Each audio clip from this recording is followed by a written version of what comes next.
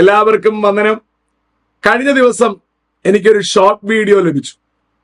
ഞാൻ അതിങ്ങനെ നോക്കുമ്പോൾ സിനിമാ നടൻ സലീം കുമാർ ഒരു കാര്യം ഇങ്ങനെ പറഞ്ഞുകൊണ്ടിരിക്കുകയാണ്. അപ്പോൾ അദ്ദേഹത്തിന്റെ ഏതോ ഒരു കൂട്ടുകാരി ശ്രീലങ്കയിലുണ്ടെന്നും ശ്രീലങ്കയിൽ സ്ഫോടനങ്ങൾ നടക്കുന്ന വഴിക്ക് ഒരു ഇസ്ലാമിക മനുഷ്യന്റെ അല്ലെങ്കിൽ തീവ്രവാദിയുടെ ഡെഡ് ബോഡി അവർക്ക് ലഭ്യമായി എന്നും ആ ഡെഡ് ബോഡി ലഭ്യമായപ്പോൾ അയാളുടെ ലിംഗത്തിൽ ഇരുമ്പ് ഉറയിട്ടിരുന്നു എന്നുമാണ് അയാൾ പറയുന്നത്. അതിങ്ങനെയാണ്. അവിടെ ബോംബ് പൊട്ടി മരിച്ചതിൽ ഒരാളുടെ ലിംഗത്തിൽ ഇരുമ്പ് ഉറയിട്ടേക്കണം. അതാ എല്ലാവർക്കും ഭയങ്കര അത്ഭുതമായിരുന്നു. എന്താണെന്ന് അന്വേഷിച്ചപ്പോ മരിച്ച് സ്വർഗത്തിൽ ചെല്ലുമ്പോ ഹൂറിമാരൊത്ത് സുഖിക്കാൻ വേണ്ടി ഇതിനൊന്നും പറ്റരുതല്ല, ശരീരം ചിന്നിച്ചെറിയ ഒരു കുഴപ്പമില്ല. അത്രക്ക് വരെ അന്ധവിശ്വാസത്തിൽ ആളുകൾ ഏർപ്പെട്ടു. അതിനെ അദ്ദേഹം തന്നെ വ്യാഖ്യാനിക്കുന്നുണ്ട്.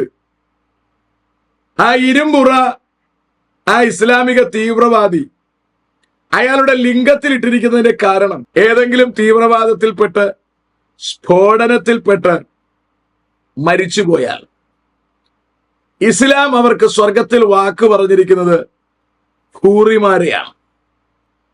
ഹൂറിമാരുമായി ഇവർ ഇടപഴകുമ്പോൾ ഇവർക്ക് വേണ്ടുന്ന പ്രധാനപ്പെട്ട ഭാഗം ലിംഗമാണ്. അപ്പോൾ ആ ലിംഗത്തിന് കേടുവരാതിരിക്കാൻ വേണ്ടിയാണ് ലിംഗത്തിന് ഇരുമ്പ് കവറിട്ടിരിക്കുന്നത്.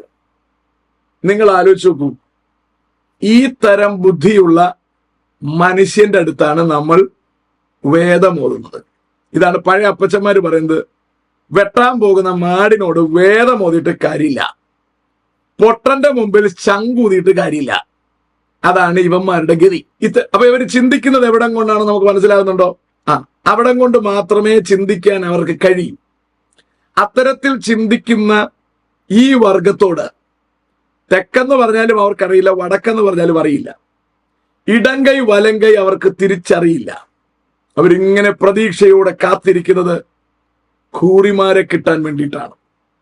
ഈ ജനം ഗുണം പിടിക്കുമെന്ന് സ്വപ്നത്തിൽ പോലും കരുതരുത്. കരുതുന്നതിൽ യാതൊരു അർത്ഥവുമില്ല.